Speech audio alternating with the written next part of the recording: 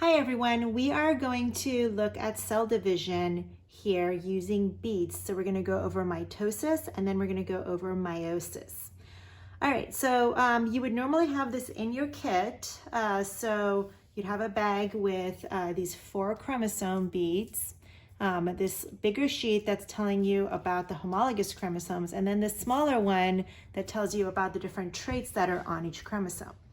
All right, so we're doing this after going over and understanding the phases of mitosis and meiosis. All right, so what we've got here is a picture showing us the 2 sets of homologous chromosomes. So you've got these bigger, longer sets of chromosomes and these small, shorter sets of chromosomes. So the 2 short ones, the red and the yellow, are homologous to one another.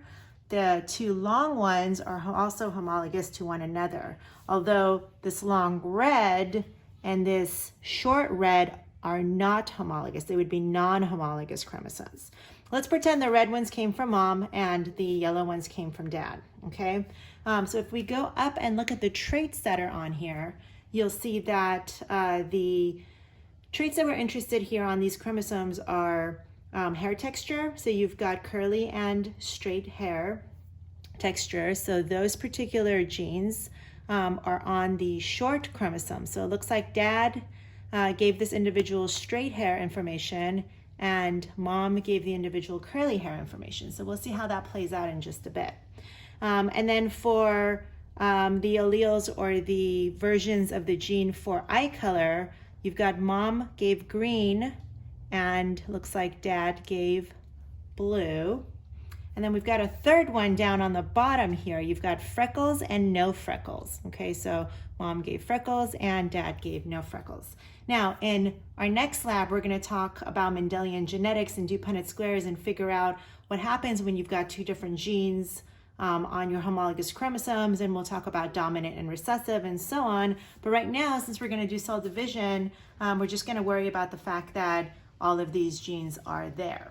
Okay, so now I'm going to put this sheet away because we're kind of good on that and actually go through the beads. So here is my short homologous pair, and they like to stick together, which is okay because I actually do that sometimes during the different phases. And then here's the long homologous pair. And so there's some questions in your lab about the 2 homologous chromosomes, right? So the long ones you're going to write down, the red long and the yellow long are homologous, and put the traits down.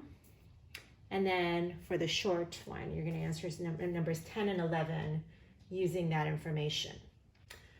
All right, then we're going to do the manipulation for mitosis. And so the steps of mitosis have to be followed for that. So we've got a cell over here. And so the first phase is prophase. And so in prophase, what's just happened is all of the DNA here has coiled up and is now ready to go through division. So it's that really dark, discrete body now that you can see. So they're just kind of hanging out here in prophase. Spindle fibers start to form at the 2 opposite poles and start to connect onto the centromeres of these chromosomes, the metal pieces that you see here.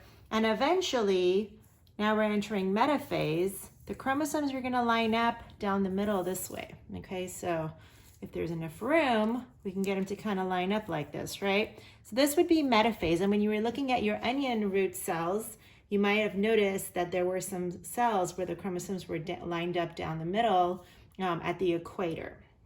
Okay, so since this is mitosis, this is the correct way they line up. Everybody lines down the middle because all we're trying to do is separate what are called sister chromatids, these exact copies. All right. And so I'm going to now go through anaphase. I'm going to pull these apart, and each sister chromatid is going to go to an opposite pole. Okay, and so the way I have them shaped is actually crucial because the spindle fibers are being pulling the centromeres where the connections are. And then eventually you get cytokinesis along with telophase, where the cell will pinch off and you get the formation of 2 cells. So eventually this will be 1 cell here and this will be another cell, and that would be the end process of mitosis. So for your 2 drawings, that you have to do, the 2 circles you have for mitosis, you're going to draw out this set and this set. You don't have to do the individual circles.